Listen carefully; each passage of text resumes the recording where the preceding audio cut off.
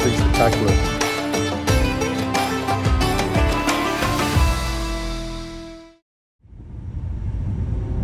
We're now headed to the infamous Wadi Al Jinn. Many have claimed to have experienced paranormal phenomena here. This is the territory of the jinn, a malicious spirit creature that is mentioned in the Quran and other cultures. The jinns are a spirit creature created out of smokeless fire and are said to influence reality. They can cause malice or they can cause good. The local lore in this area is that the ancient travelers that passed through here would always hear sounds and voices insisting them to leave this place, and if they didn't, somehow they would be physically pushed away. That's why sometimes when you see a lot of cars that are parked in neutral are pushed away from these mountains. भाई साहब जिन कहाँ मिलेंगे? इधर ही मिलेगा. We are in the Wadi Al Jinn.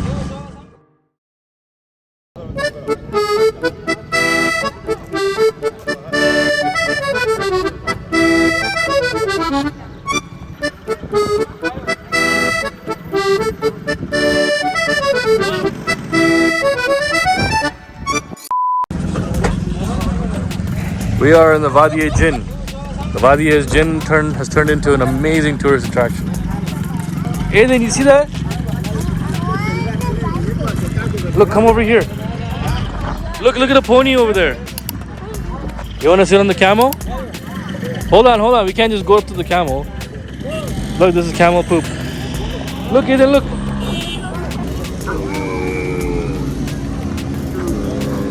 Come on. Wait.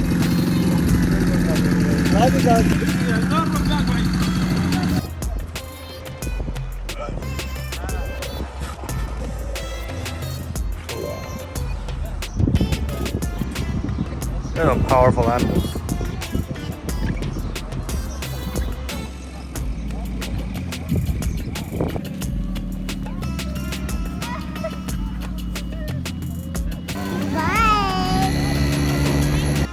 You don't want to sit on the camel? No.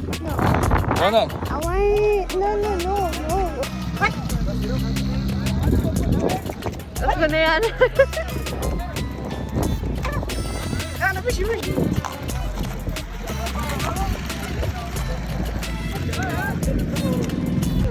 Aiden, look.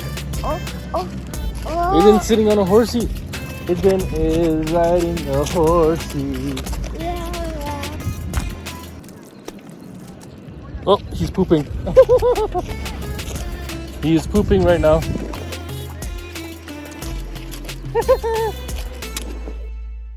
So we're at Wadi Al Jinn, and I'm checking the altimeter. The road seems like it's pretty straight. Yeah, even if you look at this. The car is turned off. It's in neutral. We have started off at 953 meters, 0.04 meters.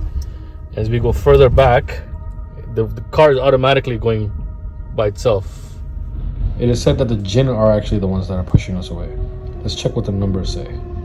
It looks like it's flat, but it's actually going backwards by itself. And as it seems, the myth has been busted.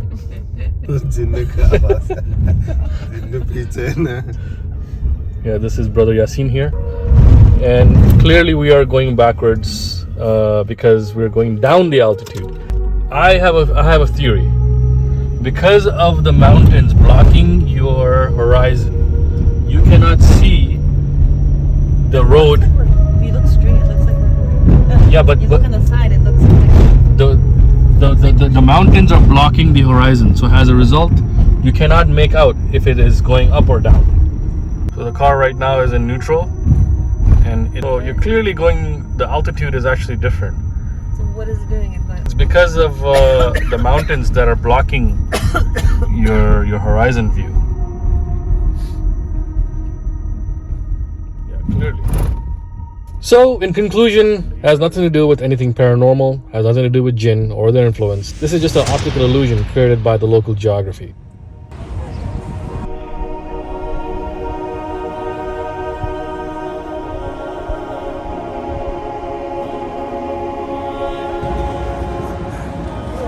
This is Masjid Al Qiblatain. This is where the direction of prayer was changed from Jerusalem to Mecca.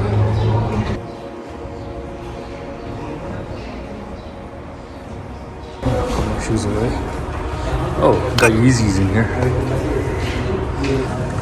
So this is the masjid where the Angel Gabriel came and gave instructions to the Prophet Muhammad that the Qibla is now going to be facing towards Mecca. Before that, the Qibla used to be facing Jerusalem. And that's why that thing right there is to signify where the Qibla used to be, which is facing Jerusalem, Masjid Al-Aqsa, the Temple Mound. And this is the new Qibla, which is facing the Kaaba in Mecca.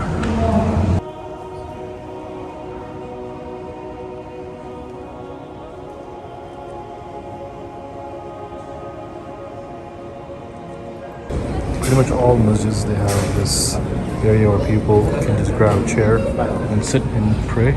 As you can see, a lot of people doing that over there. And they have a water cooler where you can just grab free water. I'm gonna grab cold ones. None of them are cold. But this one is somewhat cold.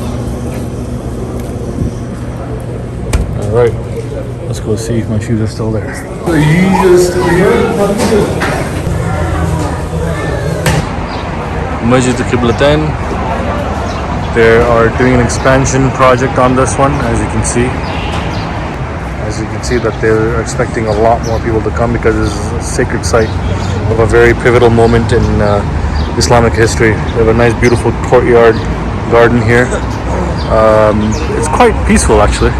It's very, very, very tranquil. Mamluk style minars. Beautiful.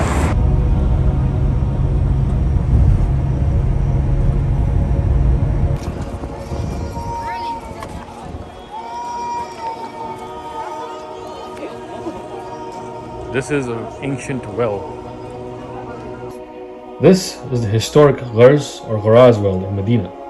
It is known to be the Prophet S.A.W's favorite well, as the water was known to be fresh and sweet.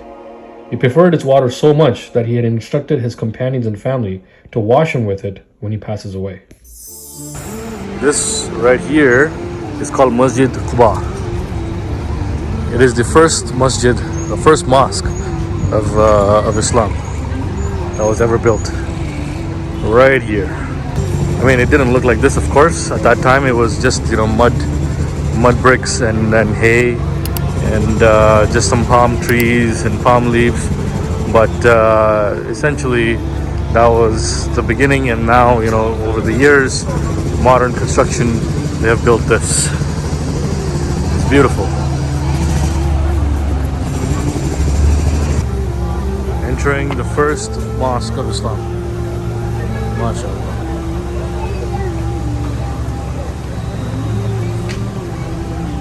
Wow. Whoa. Open to air. Wow, it's so cool in here. It's crazy hot outside, but it's really cool in here.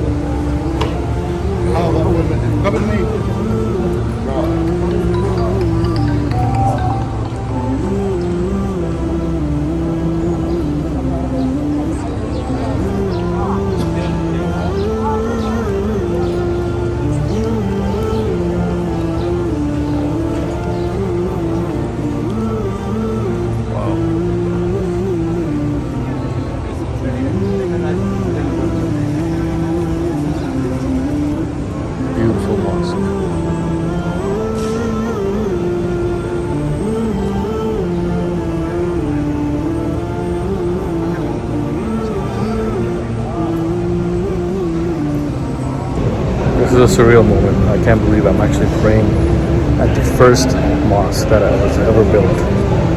It's a surreal moment. I don't know how to explain what I'm feeling.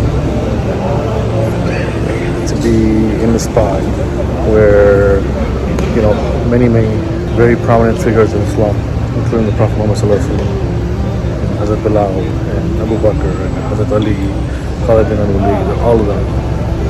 They prayed here. To think that I'm in the same spot, it's a pretty amazing feeling.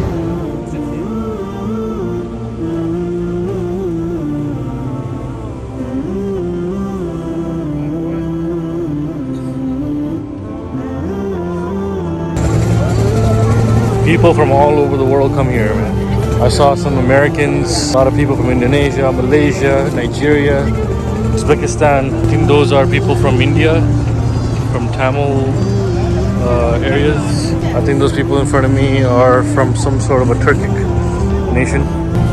Just can't get over this much.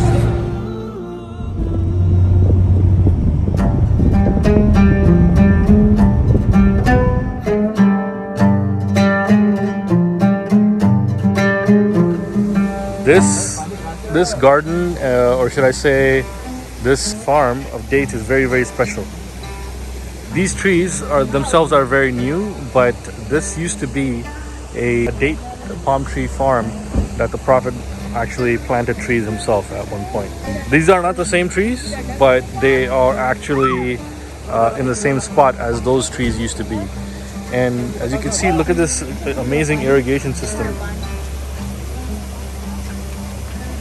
To be in a place that the Prophet actually was part of in terms of actually irrigating the land and sowing the seeds, it is something spectacular. This soil is still giving life.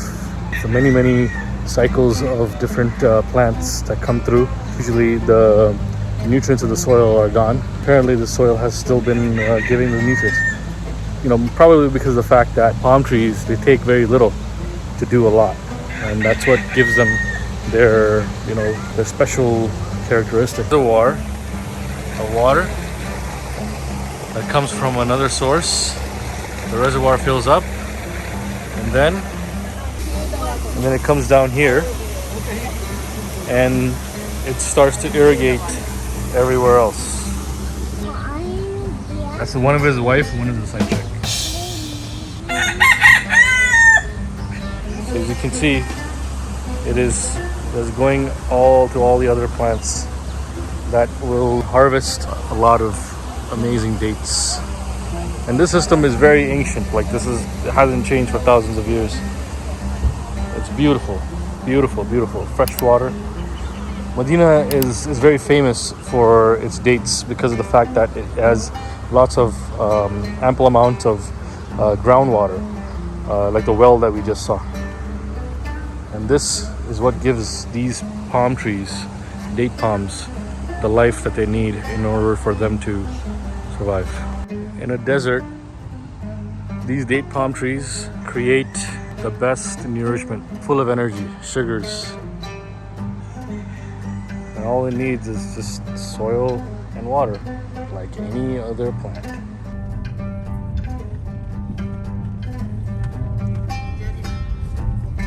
You're on vacation. Right next week? Nope.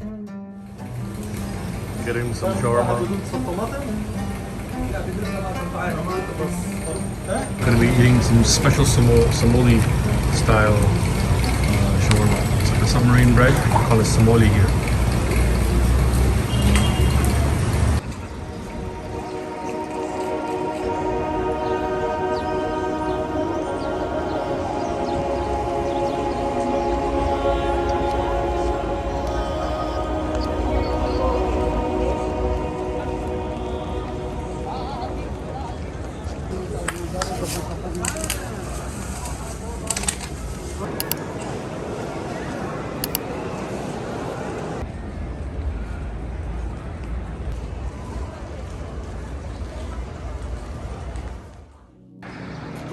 Medina train station.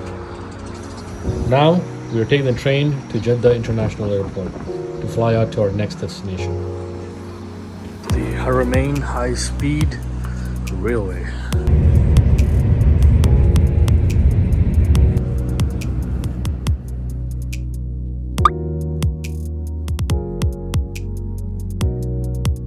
And we came in about 2 hours from Medina to Jeddah.